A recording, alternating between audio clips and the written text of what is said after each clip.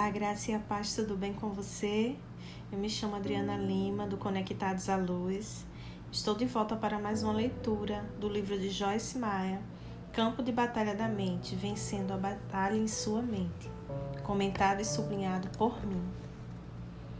No capítulo 10, uma mente confusa.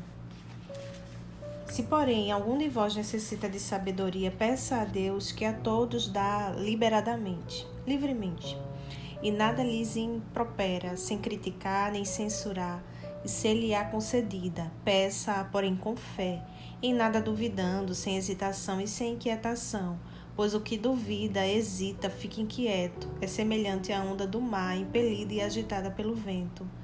Não suponha esse homem que alcançará do Senhor alguma coisa pela qual ele pedir, porque sendo um homem de ânimo dobre, de duas mentes, hesitante, duvidoso, indeciso, ele é inconstante, instável, incerto, duvidoso em todos os seus caminhos, em tudo o que pensa, sente e decide. Tiago, capítulo 1, e os versículos 5 até o 8. Descobrimos que imaginação e confusão são parentes. Imaginar em vez de definir um pensamento pode causar e certamente causa dúvida e confusão. Em Tiago, capítulo 1, versos 5 a 8, é uma excelente passagem que nos ajuda a entender como podemos superar a imaginação, a dúvida e a confusão e receber aquilo de que precisamos de Deus. Para mim, o homem de duas mentes, a versão King James da Bíblia, chama de o homem de ânimo dobre. É um retrato da confusão, porque ele vai constantemente para frente e para trás, jamais se decidindo sobre qualquer coisa. Assim que ele pensa que tomou uma decisão, já vem a imaginação, a dúvida e a confusão para levá-lo a operar outra vez entre duas mentes. Ele é inseguro a respeito de tudo. Vivi muito da minha vida assim, sem perceber que o diabo tinha declarado guerra contra mim e que a minha mente era o campo de batalha. Estava inteiramente confusa sobre tudo e não sabia o porquê. A racionalização conduz à confusão. Por que discorreis entre vós, homens de pequena fé? Mateus, capítulo 16, e o versículo 8. Até aqui temos falado sobre a imaginação e falaremos mais sobre a dúvida no próximo capítulo. Neste ponto, gostaria de discorrer um pouco mais sobre a confusão. Uma grande porcentagem do povo de Deus é admitidamente confusa. Por quê? Como vimos, uma razão é a imaginação, a outra é a racionalização. O dicionário define a palavra razão em sua forma de substantivo como fato ou motivo fundamental que fornece sentido lógico para uma premissa ou acontecimento, e na sua forma verbal, como usar a faculdade da razão, pensar logicamente. Uma maneira simples de dizer isto é racionalizar. Acontece quando a pessoa tenta imaginar o porquê por trás de alguma coisa. A racionalização faz com que a mente se revolva em torno de uma situação, assunto ou evento, tentando entender todas as complicadas partes que a compõem. Nós estamos racionando quando examinamos uma afirmação ou ensinamento para ver se é lógica e a desprezamos se não for. Satanás frequentemente nos rouba a vontade de Deus para nós por causa do raciocínio. O Senhor pode nos direcionar a fazer alguma coisa, mas se ele não fizer sentido, se não for lógica, poderemos ser tentados a desconsiderá-la. O que Deus direciona uma pessoa a fazer nem sempre tem sentido lógico para sua mente. Seu espírito pode confirmá-lo e sua mente rejeitá-lo, especialmente se for algo extraordinário ou desagradável, ou se demandar sacrifício ou desconforto pessoal. Não racionalize na mente, apenas obedeça no espírito. Ora, o homem natural não aceita as coisas do Espírito de Deus, porque eles são loucura, e não pode entendê-las porque elas se discernem espiritualmente. 1 Coríntios capítulo 2, e o verso 14. Aqui está uma ilustração pessoal prática que espero trará mais compreensão sobre a questão de racionalizar na mente em oposição a obedecer no espírito. Certa manhã, quando estava me vestindo para ministrar em um encontro semanal que dirijo na parte da minha cidade, comecei a pensar sobre a mulher que dirigia nosso ministério de ajuda e como ela tinha sido fiel. Veio um desejo no meu coração de fazer alguma coisa para abençoá-la de alguma forma. Pai, Ruth Ann tem sido uma bênção para todos nós e todos esses anos orei o que posso fazer para ajudá-la. Imediatamente meus olhos caíram sobre um vestido vermelho novo que estava pendurado em meu closet e sabia em meu coração que o Senhor estava me impelindo a dar aquele vestido a Ruth Ann. Embora eu o tivesse comprado 3 meses antes, nunca o tinha usado. Para falar a verdade, ainda estava pendurado na sacola plástica em que o havia trazido para casa. Eu gostava muito dele, mas cada vez que pensava em usá-lo, por alguma razão não tinha vontade de vesti-lo. Lembre-se, eu disse que, quando meus olhos caíram sobre o vestido vermelho, eu sabia que deveria dá-lo a Ruth Ann. Entretanto, na verdade, não queria dá-lo. Então, imediatamente comecei a questionar em minha mente o que Deus não poderia estar me dizendo para dar-lhe o vestido vermelho, porque ele era novinho em folha, nunca tinha sido usado. Tinha sido bastante caro, eu tinha até mesmo comprado brincos vermelhos prateados para combinar com ele. Se eu tivesse mantido minha mente carnal fora da história e continuado a ser sensível a Deus em meu espírito, tudo teria saído muito bem. Mas nós, humanos, temos uma habilidade de nos enganarmos por meio da racionalização, quando não queremos realmente fazer o que Deus está dizendo. Em alguns minutos havia me esquecido de tudo e tinha ido cuidar das minhas coisas. O ponto crucial era que eu não queria dar o vestido porque era novo e gostava dele. Minha mente arrasou que o desejo que senti poderia não ter sido de Deus, mas o que o diabo estava tentando tirar de mim alguma coisa do que gostava. Algumas semanas mais tarde, estava me arrumando para outra reunião no mesmo local, como anteriormente, quando outra vez o nome de Ruth Ann veio no meu coração. Comecei a orar por ela, repeti toda a cena, dizendo: Pai, Ruth Ann tem sido uma bênção tão grande para nós, o que posso fazer para abençoá-la? Imediatamente vi o vestido vermelho outra vez e me senti afundado em minha carne, porque agora me lembrava do outro incidente do qual tinha me esquecido rápida e totalmente. Desta vez não havia como torcer a situação, ou tinha de encarar o fato de que Deus estava me mostrando o que fazer e então fazê-lo, ou simplesmente eu tinha de dizer: sei o que estás me mostrando, Senhor, mas simplesmente não vou fazê-lo. Amo o Senhor demais para desejar desobedecer-lhe intencionalmente. Então comecei a conversar com ele sobre o vestido vermelho. Em poucos minutos percebi que, na ocasião anterior, eu tinha chegado à minha conclusão fora da vontade de Deus e havia levado apenas um momento para fazê-lo. Tinha pensado que não poderia estar ouvindo o Senhor porque o vestido era novo. Entretanto, agora percebi que a Bíblia nada diz sobre doar apenas coisas velhas. Seria um sacrifício maior para mim dar o vestido porque era novo, mas seria também uma bênção maior para Ruth Ann. Quando abri meu coração para Deus, Ele começou a me mostrar que, para início de conversa, havia comprado o vestido para Ruth Ann. Por essa razão, jamais consegui usá-lo. O Senhor quis me usar como seu agente para abençoá-la o tempo todo, mas tinha tido minha própria ideia sobre o vestido, e até que estivesse desejando abrir mão da minha ideia, não poderia ser dirigida pelo Espírito. Esse incidente em particular ensinou-me muito. Perceber quão facilmente podemos ser dirigidos pela nossa cabeça e permitir que a racionalização nos mantenha fora da vontade de Deus provocou em mim um medo reverente do questionamento.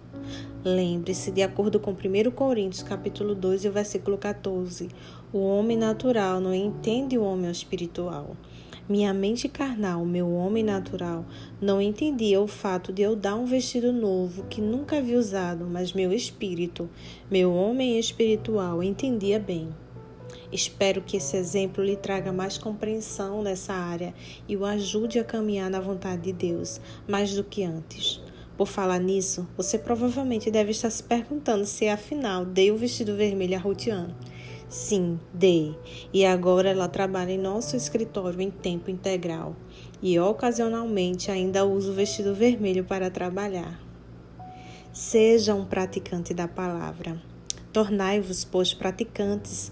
Obedecer à mensagem da palavra e não somente ouvintes, enganando-vos a vós mesmo, levando-vos ao engano pelo questionamento contrário à verdade. Tiago, capítulo 1, versículo 22. A qualquer tempo que virmos o que a palavra disser e nos recusarmos a cumpri-lo, o questionamento tem de alguma forma se envolvido e nos enganado para que acreditemos em alguma coisa que não há verdade. Não podemos gastar tempo excessivo tentando entender mentalmente tudo o que a palavra diz. Se testemunharmos no Espírito, podemos ir em frente e fazer o que deve ser feito. Descobrir que Deus quer que eu lhe obedeça, quer tenha vontade, queira ou ache que é uma boa ideia, quer não. Quando Deus fala por meio da sua palavra ou do nosso homem interior, não devemos arrazoar, debater ou nos perguntar se o que ele disse é lógico. Quando Deus fala, devemos nos mobilizar, não racionalizar. Confie em Deus, não na razão humana. Descansar e tem fé e confia no Senhor de todo o teu coração e mente e não te estribes no teu próprio entendimento ou perspectiva. Provérbios capítulo 3 e o verso 5. Em outras palavras, não confie em racionalização. A racionalização abre a porta para a decepção e traz muita confusão. Certa vez perguntei ao Senhor por que tantas pessoas estavam confusas e Ele me disse: diga-lhes que parem de tentar imaginar tudo e eles deixarão de ser confusos. Descobri que isso é absolutamente verdade. A racionalização e a confusão caminham juntas. Eu e você podemos ponderar uma coisa em nosso coração, colocá-la diante do Senhor e ver se ela deseja nos dar a compreensão a tal respeito. Mas no instante que começamos a nos sentir confusos, teremos ido longe demais. A racionalização é perigosa por muitas razões, mas uma delas é esta. Podemos racionalizar e imaginar alguma coisa que parece fazer sentido para nós, mas o que podemos ter racionalizado como correto pode estar errado. A mente humana gosta de lógica, de ordem e de razão. Ela gosta de lidar com aquilo que entende. Portanto, temos a tendência de colocar as coisas em caixinhas limpas nos departamentos da nossa mente, pensando: isto deve ser assim, porque se encaixa tão bem aqui. Podemos encontrar alguma coisa com a qual nossa mente se sente confortável e ainda assim estarmos totalmente errados. O apóstolo Paulo disse em Romanos, capítulo 9:1, digo a verdade em Cristo, não minto, testemunho comigo no Espírito Santo, a minha própria consciência, iluminada e preparada pelo Espírito Santo. Paulo sabia que estava fazendo a coisa certa, não porque seu raciocínio disse que estava certo, mas porque ele testemunhou no seu espírito. Como temos visto, a mente algumas vezes ajuda o espírito. A mente e o espírito trabalham juntos, mas o espírito é o órgão mais nobre e deveria sempre ser honrado acima da mente. Se soubermos em nosso espírito que uma coisa está errada, não deveremos permitir que nosso raciocínio nos convença a fazê-lo. Por outro lado, se soubermos que uma coisa é certa, não deveremos permitir que nosso raciocínio nos convença a não fazê-lo. Deus nos dá entendimento em muitos assuntos, mas nós não precisamos entender tudo para andarmos com o Senhor e em obediência à sua vontade. Há momentos em que Deus deixa enormes pontos de interrogação em nossa vida para aumentar a nossa fé. Perguntas não respondidas crucificam a vida da carne. É difícil aos seres humanos desistir da racionalização e simplesmente confiar em Deus. Mas quando o processo é finalizado, a mente entra em um lugar de descanso. Racionalizar é uma das atividades ativas no qual a mente se engaja e que impede o discernimento e o conhecimento da revelação. Há uma grande diferença entre o conhecimento que vem da cabeça e o conhecimento por revelação. Não sei sobre você, mas quero que Deus me revele as coisas de tal maneira que saiba em meu espírito que o que foi revelado à minha mente está correto. Não quero racionalizar, imaginar e ser lógica, revolvendo minha mente em torno de um assunto até ficar exausta e confusa. Quero experimentar a paz de mente e de coração que vem da confiança em Deus, não do meu próprio discernimento humano e entendimento. Eu e você devemos crescer até o ponto de ficarmos satisfeitos por conhecer o único que sabe, ainda que não saibamos. Resolva não conhecer nada, exceto Cristo. Eu, irmãos, quando fui ter convosco, anunciando-vos o testemunho e evidência ou mistério e segredo de Deus, no que diz respeito ao que Ele fez através de Cristo para a salvação dos humanos, não o fiz com ostentação de linguagem grandiosa, ou de sabedoria, ou de filosofia humana, porque decidi nada saber, não estar familiarizado com coisa alguma, não fazer exibir de qualquer conhecimento e não estar ciente de qualquer coisa entre vós, senão a Jesus Cristo, o Messias, e este crucificado. 1 Coríntios, capítulo 2, e o versículo 1 e 2. Essa era o enfoque de Paulo para o conhecimento e a racionalização, e consegui entendê-lo e apreciá-lo. Levou muito tempo, mas finalmente percebi que, em muitos casos, quando menos sei, mais feliz sou. Algumas vezes descobrimos tanto que isso nos torna infelizes. Sempre fui uma pessoa muito curiosa e inquisitiva. Tinha de ter tudo calculado para estar satisfeita. Deus começou a me mostrar que minha constante racionalização era a base da minha confusão e que isso estava me impedindo de receber o que Ele queria me dar. Ele me disse: Joyce, você deve colocar de lado a racionalização carnal se você esperar ter discernimento. Percebo agora que me sentia mais segura se tivesse tudo calculado. Não queria nenhuma ponta solta em minha vida. Queria estar no controle. E quando não entendia as coisas, me sentia fora do controle, amedrontada. Mas alguma coisa estava me faltando. Não tinha paz na mente e estava fisicamente exausta de tanto racionalizar. Esse tipo de contínua atividade mental errada até mesmo torna seu corpo físico cansado. Isso pode deixá-lo exausto. Deus exigiu que eu desistisse disso e sugiro enfaticamente a mesma coisa para qualquer um que seja viciado em racionalização. Sim, eu disse viciado em racionalização. Podemos nos tornar viciados em atividades mentais erradas, da mesma maneira que alguém pode se viciar em drogas ou álcool ou nicotina.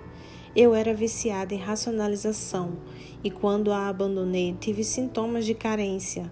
Senti-me perdida e amedrontada porque não sabia o que estava acontecendo. Senti-me até mesmo entediada. Tinha gastado tanto do meu tempo mental racionalizando que quando abandonei essa atividade, precisei me acostumar com o fato de minha mente estar em paz. No início parecia tedioso, mas agora amo isso. Enquanto antes costumava dirigir minha mente durante todo o tempo sobre tudo, agora não posso tolerar a dor e o trabalho da racionalização. A racionalização não é a condição normal na qual Deus quer que a nossa mente resida. Esteja consciente de que não é normal que a mente esteja cheia de racionalização.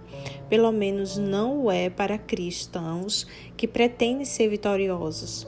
O crente que pretende ganhar a guerra não é travada no campo de batalha na mente.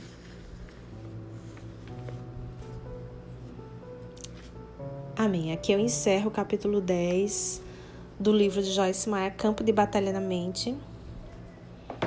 Se você gostou, curta, compartilhe, comenta ou salva os seus contatos, tá bom? Siga-nos na rede social. Se você ainda não é inscrito aqui no YouTube, se inscreve, tá bom? E também me adiciona lá no Instagram, Conectados à Luz. Fica com Deus. Deus abençoe sua vida. Até o próximo áudio.